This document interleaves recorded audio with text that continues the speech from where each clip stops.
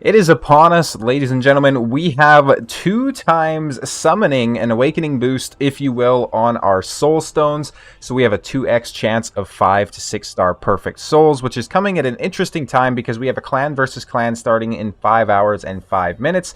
I'm actually intentionally opening them before the clan versus clan. And the reason for that is this is a non-personal rewards clan versus clan. So essentially, my clan seems to take it a little bit easier, essentially, on these ones, even though we do usually end up maxing out the milestones, but essentially we're not focused on, spending all our resources and those sorts of things. So I figured I'd open it now so I don't inflate the points, depending on, if I pull something good or something like that. We also have this deck of fate going on, so the Lunar deck of fate, which has some pretty okay rewards in it. So we have some energy. We have the teacup points, obviously, which is pretty cool. There's a void shard in here somewhere, legendary book, primal shard, and then some regal masks, essentially, to go ahead and try to craft some of the artifacts or the relics, rather. There's so many things in this game now. There's artifacts, accessories, relics, blessings, masteries. It's too much, but it is what it is. So we're going to go ahead and we're going to open all of the... Oops, I did not mean to do that. They got me with the click placement there. God damn it, Plarium. All right, so we're gonna go ahead. We're gonna open all of the mortal soul stones. So we have about 79 of them to work with currently, and then I'm probably gonna end up opening a couple of the immortal soul stones.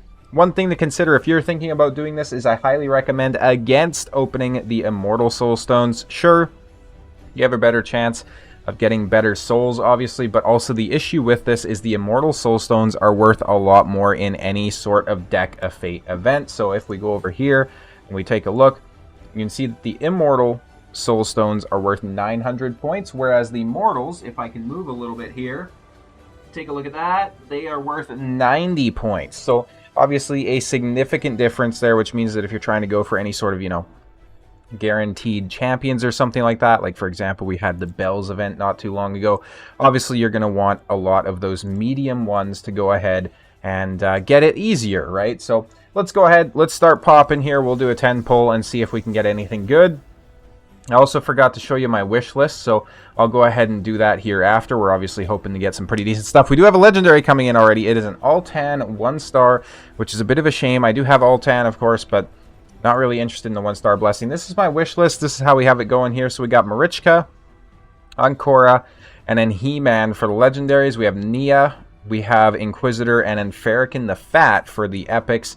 And then we have Cold Heart. I always need more Cold Heart blessings. We have Blood Mask and Apothecary for the rares. Blood Mask is an interesting champion that I want to try and use in some of the City of Centranos rotations. And then, additionally, on top of that, he can actually fit in quite well into some of the secret rooms inside the Doom Tower as well, which is pretty cool. So we're going to see if we can't get somebody on, some of the wish lists there. Would be pretty cool, especially if I got like a He-Man soul or something like that. I certainly wouldn't be opposed to it. 6-star Demitha is pretty cool.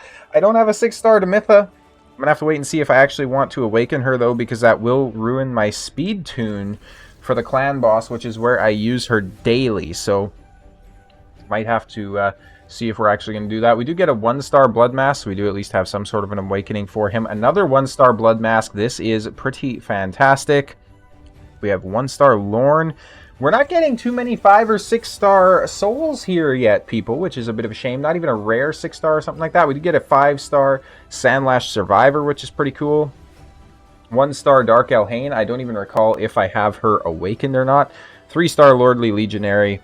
We get nothing there. We get a War Maiden, which is kind of cool, but I'm not overly stressed about that. I don't really use her anymore. We get another legendary coming in. It's a 4-star Vassal, and I do actually have Vassal. 4-star awakening on him will be pretty cool. Another legendary coming in. This one's a 2-star He-Man. That's going to be a bit of an upgrade, and we get another legendary. 1-star Astrolon. Not really too excited about that. The He-Man Soul. That's going to give us plus 750 attack, I believe. So that is actually a very useful upgrade. I do have a 1-star soul for him currently. We do actually get a Blood Mask. The legendary coming in here. 4-star Bad El Khazar. But I don't have Bad El Khazar, unfortunately. Which you'd be able to see if my head wasn't in the way. But my head is in the way. So what are you going to do about it, I suppose, right? Let's go ahead. I think this might be our last 10 pull, and then we probably have some, like, 9 or something like that that we can open on top. Yeah, so no more 10 pulls, unfortunately. We do have a bunch of these that we can collect, though, which is pretty cool. Got ourselves up to 9,700 points. Let's go ahead. Let's do these 9 individual Immortal Soulstones, or Mortal Soulstones, I guess they are. I always get confused by which one's which, and then I think we'll probably go ahead and buy some more of the mediums as well. This is interesting. We got a long loading screen here. Please give me something good. It would be pretty cool if we did. We get a mythical. Is it one that I have? It is not. It is Toshiro, though, who, if you've seen my tier list on mythicals, he's like one of the best damage-dealing champions in the entire game, so I'll certainly take it. If I ever get Toshiro, that'll be nice to have on him. I've had some mythical Soulstones or souls before that I've sold. So for example, I actually had like a Mesomel, I think like a 4-star or something like that. And I did have a 5-star for maybe an Aphidus, which is kind of ironic now because I have Aphidus, but I sold the soul a long time ago, but it is what it is. I'm not really sweating it. Aphidus has been nothing but disappointing, to say the least. So, you know, it is what it is. We got just one more to go here. After this, we get a 3-star. Again, for a 2x rate on 5- and 6-star souls, we certainly haven't gotten many 5- or 6-star souls. We've been getting some 4-stars and whatnot, but not the 5 or 6 stars, unfortunately. So we have the option to buy 4 more, so I think we're going to go ahead and open 4 of these and see if we can get something good, which will also give us a few extra cards that we can open up as well, which will be pretty cool. 5-star Questor. I have actually had the 5-star for him before, and I did not build him out. We get a 3-star for a Skrank, which is interesting. We get another epic here. We get a Farrakhan the Fat with a 4-star. I do think that is actually going to be an upgrade, which is pretty cool.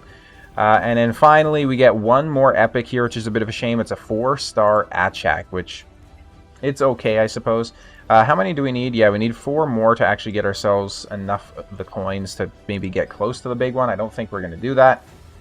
We did get the Toshiro Soul, and then of course we did get the He-Man, which is a direct upgrade over the 1-star that we would have had previously. So I'm just going to go ahead and sell that 1-star. Now with Demitha, again, if we were to awaken her, it would actually give us that extra speed at the 6-star awakening too. So unless I have like conveniently 10 speed on here, which I don't, I'm probably not going to want to go ahead and awaken her. At least not yet. I'll have to run it through like an optimizer or something like that and see what I can come up with. All of these speeds have been glyphed out. Again, if it was convenient enough that I just had like an exact 10 speed or something like that, then maybe. But let's go ahead. Let's go to equipped and let's just start clicking through and see if there's like something that can get us minus 10 speed. That might work right there, actually.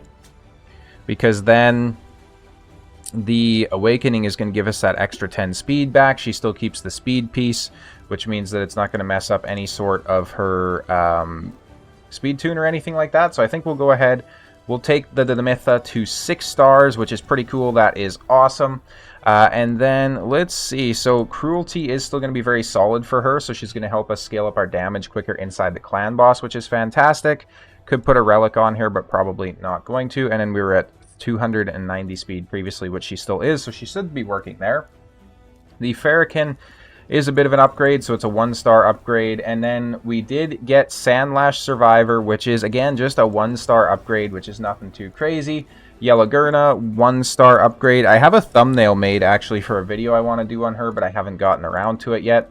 Ayala, we got up to 3 stars, which is an upgrade of 2 stars, which is pretty cool. And then we do have another 3-star Inquisitor that we can throw on one of them as well. I have a bunch of Inquisitors built out at this point. Duodin is getting awakened as well. I have the 5-star Lady Noelle, and then I have the 2-star He-Man, of course. We'll go ahead and we'll throw this soul onto Achak as well. Basically just freeing up some space. So we did get a 2-star for the Blood Mask, which is pretty cool. We'll get a little bit of attack out of him, which isn't really something that I need, unfortunately. I am getting very close, actually, so I'll show you guys this as well. I'm getting incredibly close to getting done my Marius missions. Currently, I'm on the one where I have to win 40 live arena battles, and I just got to this one earlier today, and I've already gotten 17 of them won, so we're about halfway there. The Zeo artifacts will be done right away, 40 stages, perfect. Awaken, I can easily do, because I do have that Noelle soul, of course, which I've been kind of saving for this. 10 mythical accessories from the Spider's Den. Should be easy enough, just got to start throwing some energy in there, essentially. And then this is probably going to be the hard one, which is defeating Amius the Lunar Archon on hard, which will be a bit of a roadblock there, I think. But all that being said, without further ado, let's go ahead and let's start flipping some cards here as well and see what kind of nasty things that we can pull. And we're already getting kind of cucked on the RNG, it seems. So let's go ahead. Let's see if we can't keep pulling here. We got like 11 cards to pull. We do get an epic there, which is pretty cool. I don't think I want to pin that, even though... So it automatically unpins the rare, which is just absolutely terrible. I hate that so much. And perhaps we should have, because we already got a secondary epic one, which is just insane. I don't think it's possible for it to be any worse than this. Let's go ahead and let's hit perhaps this card right here. We get some more Regal Masks, which is kind of cool. Let's go over to the Forge on those. We have about 150 of them, so I'll go ahead and throw in 100 and see what we're able to get. We get a Journal of Necrotos, which the heals and turn meter effects increases applied to allies are boosted by 15%. Not bad, in all honesty. It's good on somebody like a Marichka or an Arbiter or something like that. It can definitely help to power up those champions, certainly. But, you know, it's not too exciting. That being said, though, I am very excited to try and get the... I'll go back. Actually, that's not where I meant to go. The Relic Index, so the event group, like some of these are very strong. So the Cat's Gaze, obviously, where the wearer ignores 10% of the target's defense when attacking enemies with higher max HP.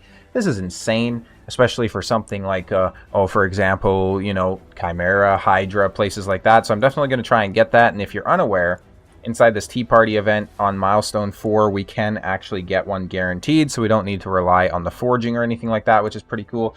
Let me know down below, of course, so if you guys pulled anything cool on this 2 times pulls here. I am actually very disappointed with what I ended up getting. I was hoping to get like a account-changing legendary or something like that. I still don't have a 6-star Awakened legendary. It would have been cool to get some souls for my mythicals as well, but alas, it is what it is. That being said, thank you guys all so much for the support on the channel. I'll see you next time.